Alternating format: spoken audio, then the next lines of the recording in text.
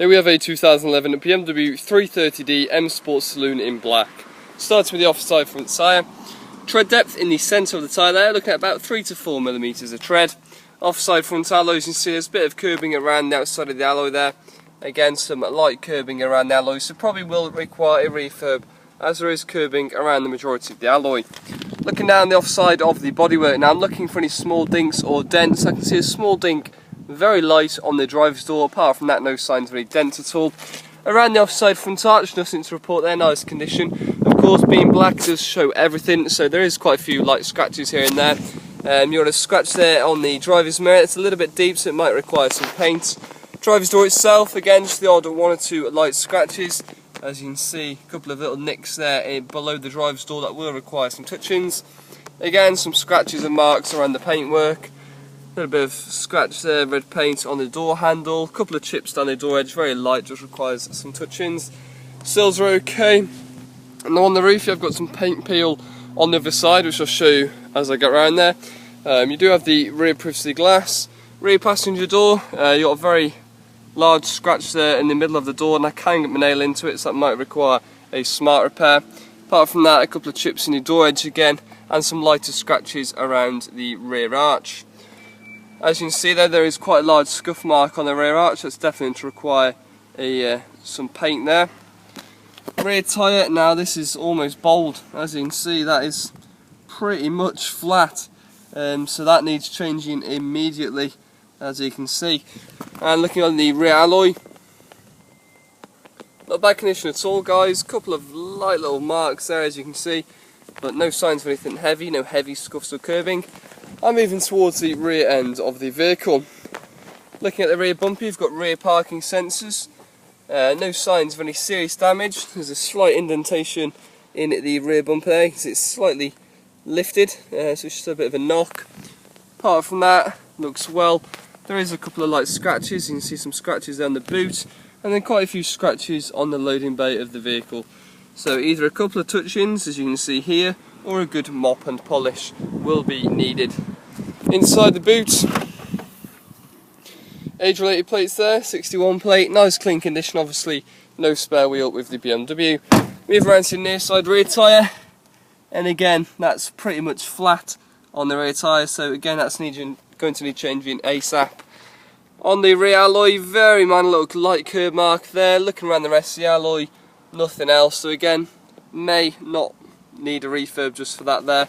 And looking down the near side of the body, cannot spot any dinks or dents at all down there, looks very clean. Rear arch, again there's some light scratches coming off the arch there, and some scratches behind the rear door edge, so again polish and mop. Like I said, on the roof you've got some paint peel. This is just off the chamois, but you can see there's paint starting to peel all on the roof. Looking at the front door edge, that's fine. Again, you've got light scratches going down the body. Bit of a scuff mark on the mirror though, as you can see there, so be wary of that. Light scratches going around the front arch, and a good 3-4 mil on the front tyre. Front alloy, however, is very curved, as you can see, definitely going to require a refurb here. I move around to the front end of the vehicle. Now you've got some deep scratches on the front quarter there, but you have got a hole in the bumper.